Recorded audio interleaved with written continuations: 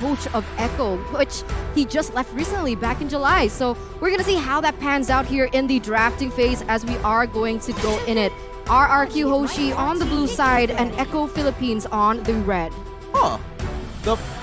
That's an interesting ban. The fact that they're banning out Diggy does kind of give some signals. They want to play CC, they want to play team fight oriented comps. It does have a good opportunity that Farmus might be thrown into the mix. They might even drop, well, this is what I'm hoping for, that personally Echo wants to take it a step further and start bringing out a Minotaur, because why not?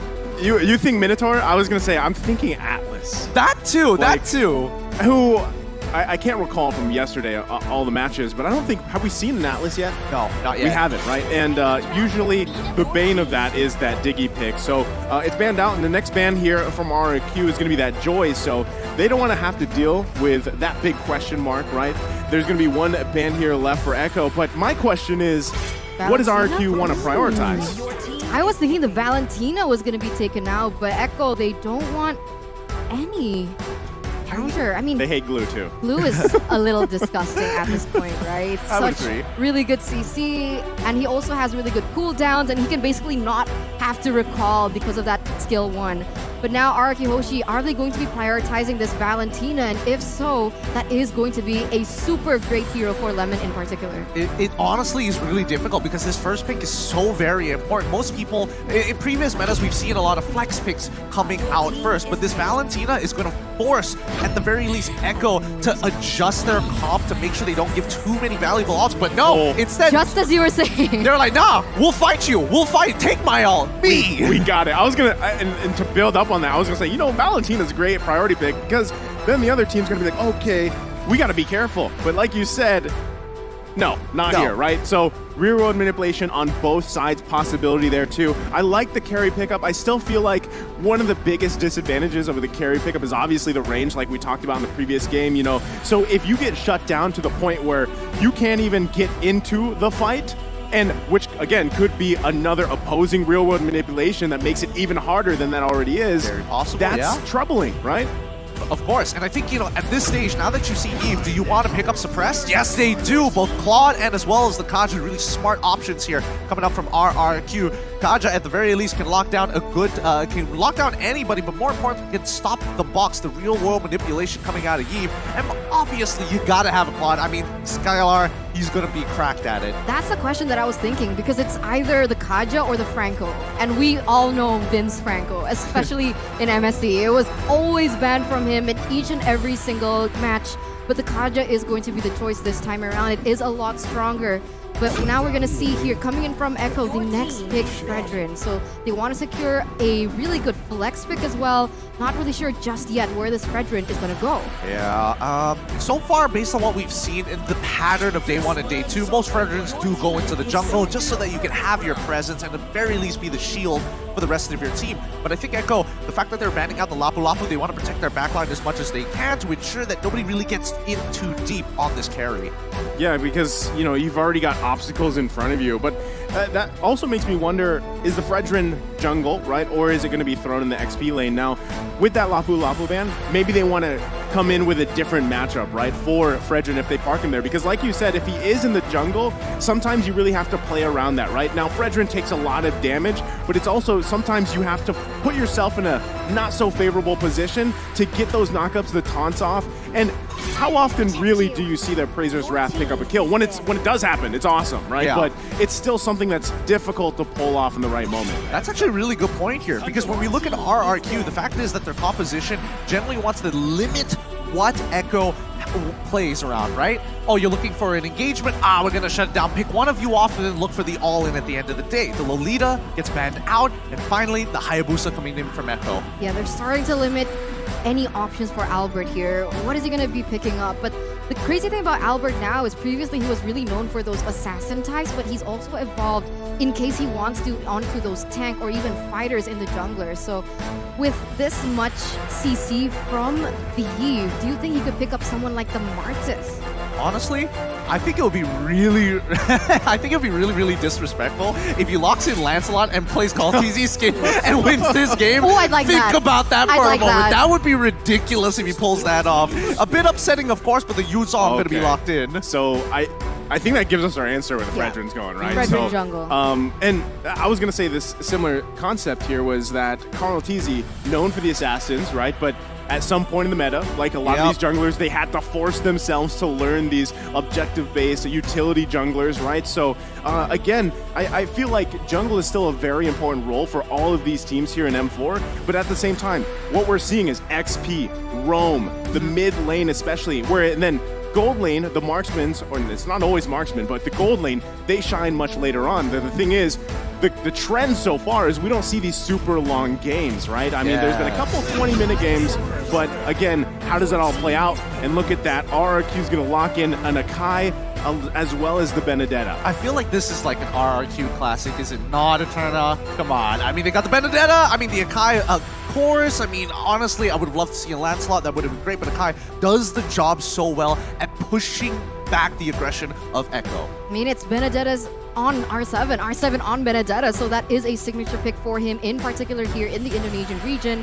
And now, what is Echo gonna, sum this up with? Because I really like that Yuzong pick initially, taking it away from RRQ to choose because they had a really strong backline in that heave.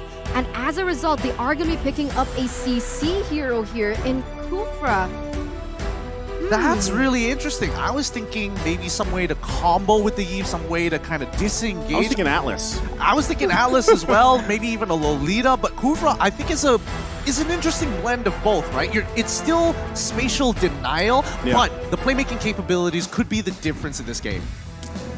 There you go. The two final lineups coming in from RRQ Hoshi as well as Echo Esports. Who is going to come out on top, as they have brought very distinct, different type of playstyle in the way that they drafted and their composition-wise. Yeah, and honestly, if they want to be playing for the later stages of the game, that's absolutely something that Echo can do. However, as we saw in our previous matchup of RRQ Akira up against the Valley, that Claude can make all the difference, including that Benedetta with a Petrify. So let's jump right into it. The Land of Dawn awaits us here, as one of these teams are going to be walking away feeling real good about themselves. Is it going to be from the Philippines or Indonesia? Take your votes and your guess coins out now. Let's go. Coming into this first game here between two of the giants of their particular regions, we see that Benny Cutie is actually going to start off with helping out Carl Tizzy in that buff, and therefore he is going to be able to rotate quite faster than Albert. Whoa. What's going on the top side here? We see the Kufra actually looking for it, and he hits it. Yeah, he's going to find Skylar here, but BMI's out. Should be fine. Vin now there to help him too. So, and this is the thing, right? Where do you park these roamers, JP and Vin, to get the most value out of it, right? Because at the same time, XP lane, that Benedetta-Yuzhong matchup, that's going to be more so interesting how they develop into these objectives, right? Especially the first turtle, and where that first kill can be, and it could be up here, and that's the focus, but it's Lemon, though. Sanji forcing the flicker out. He flickers in. Sanji with the first blood. I mean, you could see even from the beginning of the game that Sanji was really pressuring Lemon there in the mid side. Lemon is known to play really aggressively, and this time around, it actually put his team in a disadvantage. Yeah, this is great for Sanji as well. I mean, he's already got the mystery shop, so he's going to be accelerating even faster. Luckily, at the very least, Lemon only loses a bit, but now the catch comes through. Oh, that's going to be tough, but they do get the flicker out from Vin, so that's a nice pickup, right? Because he doesn't have the Divine Judgment just yet, but still, with that being down, this should make it a little bit easier to grab, or at least contest that first turtle. Right now, Albert already going into that bottom side, looking for the pressure because the turtle is going to spawn in under 5 seconds, and that's exactly what they want to be. They want to set up first, and even in the top lane, it seems like Skylar might be having a little bit of a hard time with the early game damage that Carry has. Yeah, I mean, it's all about, like, the timings, right? Level 2 is when Carry starts to get really, really good, but now they've already locked down Albert. Let's see how it goes. Okay, they're going to force this one. Turtle still going to be focused. One Retribution comes out, but it's focused by Carl Tizzy, able to secure it. And now they're still going to be focusing on the target as Albert falls here. So it's a turtle and a kill for Echo. 100% worth it for Echo there. I think RRQ Hoshi, they went a little bit too aggressive. They did set up first, but unfortunately, at least they couldn't have gotten a trade because Albert missed his Retribution. Yeah, but it's one of the... Hey, it happens. It happens. But for now, Echo is going to be in the lead, and they're going to take their time with this. This is going to be a very slow roll considering the composition overall. 1,000 gold though. Relax. Guys, Relax. The table didn't do anything to you, 1,000 Eterna. gold. Don't abuse the table. The I'm table sorry, didn't I'm do sorry, it. I'm sorry. I'm getting very passionate about this game. But yes, Echo is leading with 1,000. You can already see that Benny QT has secured that corrosive scythe. So all these items are starting to come into play, and that might be bad for Skylar here in the top lane. Honestly, it's quite interesting that JP is hovering around the top side so much. I mean, that's the best case scenario for them. You really want to just park there. If you can find a pickoff, this is something that we were talking about previously in the backstages. Where does Kufra fit in now? It's high risk, high reward, and that's going to be the right target as they find Vin, forcing the flicker out. No one's going to go down just yet, though. Carl TZ now looking to back everybody out. There's probably not going to be anything committed just yet, but still, JP going to charge up.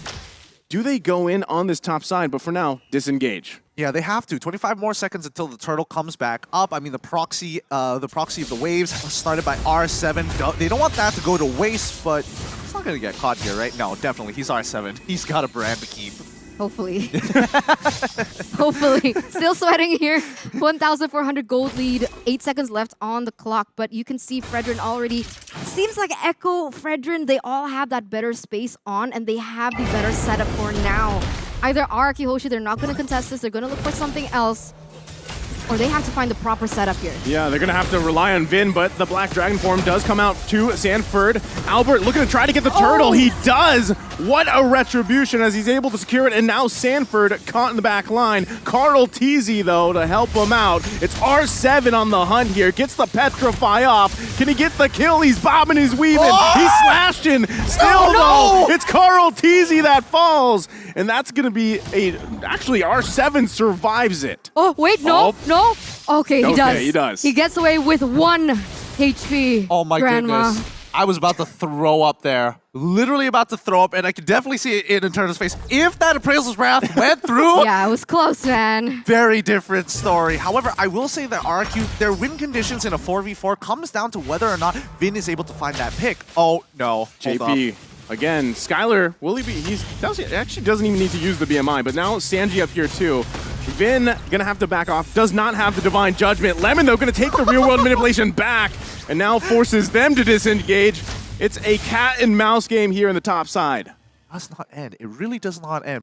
Both sides not trying to not give each other that space, and I think RRQ need to unlock Skylar from this gold lane. These are strong 5v5, but 4v4, it's really, really awkward when you don't have that damage and you're depending on R7 and Lemon, who are, especially with the heroes that they're using, aren't known to 100-0 people this early on in the game. You gotta say though, like Skylar, as much as focus has been put on him from Echo, he's doing a great job. He hasn't died, right? And he does have that Purify able to help him out here, but still, so far, with as much attention as being put up there, this is best case scenario for Skylar. He's still able to farm up, do at least decently well in that lane, and then hopefully transitions later on. Again, Vin really hasn't had the opportunity either to find the Divine Judgment he's looking for. So this could be it. Conceal Play gonna come out, Flicker comes in. They find Carl TZ, that's gonna be a kill under the turret.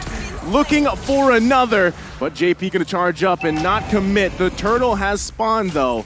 So now does RRQ look to take the turtle here with Carl TZ down? Doesn't seem like they want to. They have a man advantage though, so it should favor them in particular. But look at Benny Cutie. He is so focused on those objectives. He's gonna get a tower on the top side. But oh my god, Albert! They're gonna find Albert here. Quite a few combinations coming out. Albert gonna fall, but look at the damage from the Electo final blow. R7 gets Sanford. It's Skylar that grabs the kill. Benny Cutie on the backside. He's in misplaced. Benny Cutie though with a play before he goes down. He's one hit away. Wait. Benny Cutie survives. Oh, 2 for 2 for now, but that was beautifully done by Echo. Okay, they did have a lot of casualties, but they are going to be able to force and push RRQ off this next turtle and even perhaps take it for themselves. The pressure is on. Did Benny QT just first item Wind of Nature to survive that with 1 HP? We're gonna have to check the items in a little bit. There's just so much action happening across the map. It's hard to keep up with it this time. I mean, there you go. Items. Oh my goodness. Wait, having a look. He has it. Yeah, he has it. But he had Second the item corrosive already side, gone, but yeah. he had the corrosive side, which is actually really important here, because if he did not have that corrosive side, Skylar would have easily just walked away from the fight. Man, that is such a clutch moment to have that too, and just the way that all played out. Again, Benny Cutie able to grab that early kill does set him up here, but Skylar still, right? He's managed to grab two himself, so those marksmen, those gold lanes are really going to pop off as we get into the further part of the mid to late game here. Oh, I will say that Skylar has a bit of an advantage with the golden staff, but until we see the man, the myth, the legend, Benny QT get one for himself, that's when he's really going to show his stuff here. Oh, Vin is just waiting to see if they can. Both real world middle agers come down, but look at the damage from Sanji. Able to grab a kill, Lemon falls. Carl Teasy on the backside though, now on the hunt for Skylar. Pokes him a little bit, but not able to commit. The taunt's there. Vince could be in trouble here. JP, he's actually gonna survive, so doesn't have that follow-up they needed there. No. Two of the members from RRQ HOSHI, they weren't focused on that. They were trying to get objectives in the top and the mid lane, but now RRQ Albert, he could be in trouble as Echo once again getting another tower in that bottom side. Again, the slow roll, this is what I was talking about. As soon as Echo was able to actually get that lead, they're going to slowly start bleeding RRQ out until they have no more resources left. And it's going to be highly dependent on Skylar to try and get to that game. But the later stages, yeah, look at this. R7, again, I'm not even worried. Look at the Classic just going at it. An absolute OG. Naturally, with his own mechanics, gets out of the situation. But yes, Echo is playing for late, and that's where we have to keep our eyes out for. But even then, Sanji's already popping off with that damage. I mean, he doesn't even have any damage items per se, right? He has the Ice Queen Wand, and he also has the Enchanted Talisman, so more cooldown, more to utility. But even then, the damage already felt, and even Lemon was taken out before that. So very well played by Echo in terms of that team fight, as now both teams are going to start centering and focusing on the next objective, and that is going to be the First Lord. Well, I don't want to be that guy that said, you know, Lemon's taking all that damage and died, but that was kind of on him for the most part. Well, I mean, either way, both teams here in a good position for this First Lord. I think it's just going to be juggled around a little bit as both teams do the Lord dance, as we've seen many times before. But still, there's the golden staff pickup for Benny Cutie here. So if he can get in that range that he needs to be, this could be a very bad position for RRQ to fight in. I agree. But on the flip side here, we can see R7 already clearing that top side, putting a little bit of pressure, as here JP misses his ult. JP's going to miss that, but Albert poked a little bit here. Black Dragon form going to come. Who does secure the Lord? It's going to be Carl Teasy with the Retribution. But on the backside they go. Electro final blow. It's R7 that falls. Benny Cutie, though, and Sanji. 2 down for RRQ. Carl Teasy still in the chase to push him out. And now the eyes are set on the tier 1. It looks tough here. I mean, the fact is, Echo is playing as a 5-man unit. RRQ just one man, just a little bit late to the party, and even Skylar just struggling to find the opening to get into that middle, get into the middle of the fight. So they're just cutting their losses for now. Oh my god, the pressure coming in from Echo. Now they're focusing on the mid side. They're trying to clear the waves as fast as they can because they have a Lord to cover here on the bottom side. Carl Teasy going to take away that red buff as well. This is looking quite chaotic for RRQ. Oh, Albert going to get caught here in a bad position. He's going to heavy spin, try to get out of there, pushing Carl Teasy into the turret. Able to grab a kill himself. Albert with a pickup. They lose that turret, though. Does Echo press the situation here? JP gonna jump in, finding Albert. Rear world manipulation gonna come down from Lemon, forcing Echo back a little bit here. Black Dragon form committed. It's Albert, one hit away as he goes down from Benny Cutie. Lemon falls too. JP into the deep of the base, but R7 with a massive play. Electro final blow committed as 3 fall for Echo. Oh my god. Oh. What was that sound, Gideon? What a I mean, there's just so many moments. Gideon sound. It's still... Sorry, it's just the ad-libs at this point, but like Benny QT, when you see somebody get to that level of attack speed, you don't get to see people survive it that often. No. I mean, just look at this. Albert, he dies, you're expecting that. Lemon dashes one time forward, takes 12 auto attacks and dies instantly.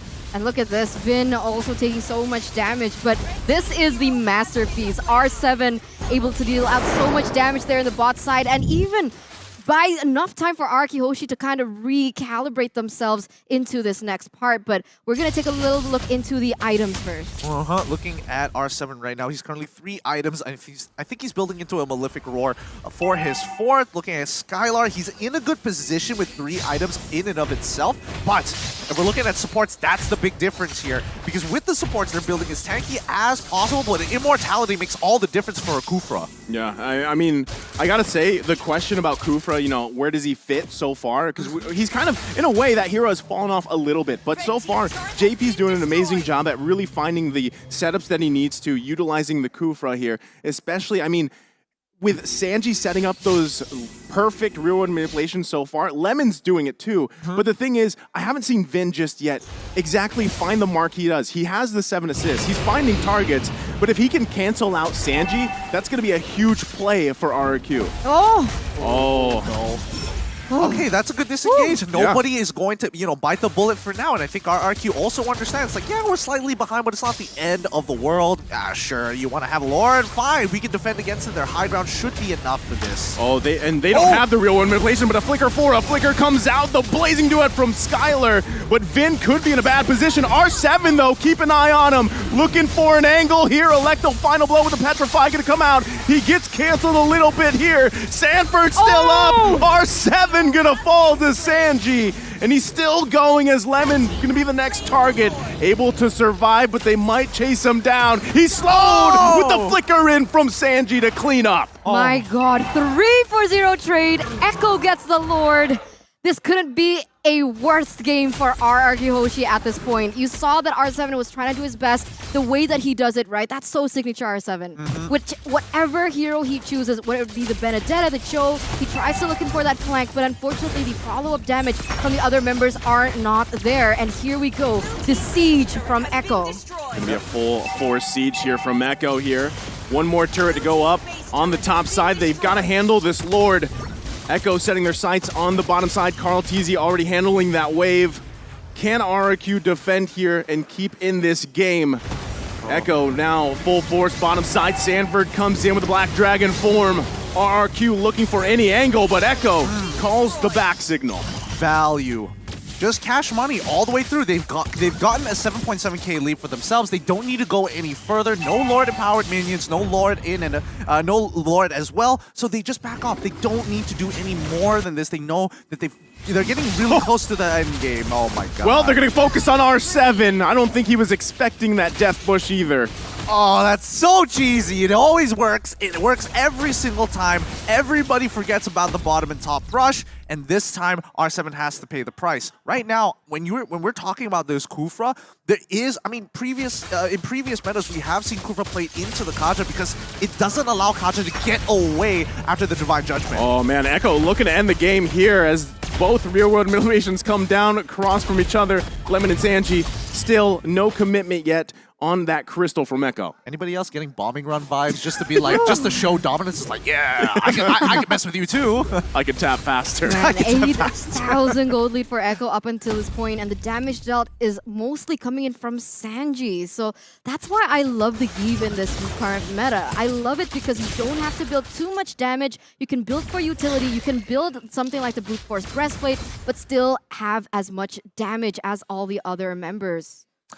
Well, I mean, it depends on the person. I'm more of a Farsa kind of guy. Yeah, okay. I like both.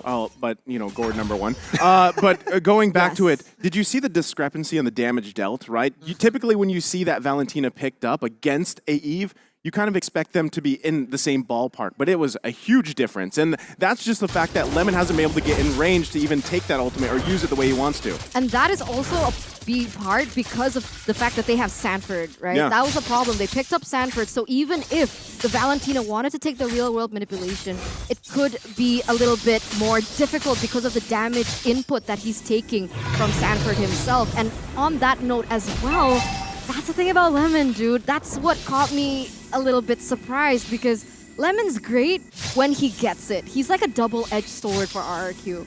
When he plays great, but if not, look at his KDA. Look. 0.55. Everybody has their day, right?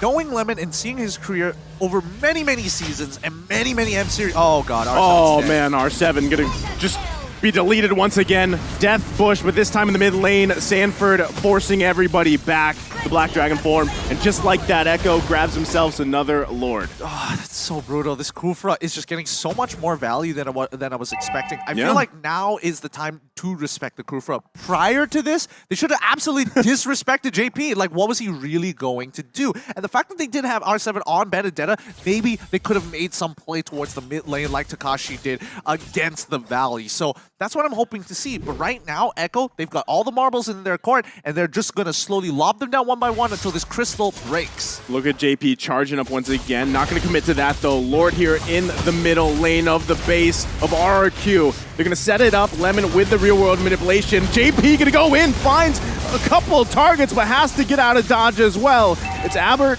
taking the brunt of the damage. It's R7 that falls again, though. Echo still pressing the situation here, looking to end the game as Vin falls and they find another. Benny Cutie free-firing in the backside, and now it's going to be the crystal work done. Echo takes the game against RRQ.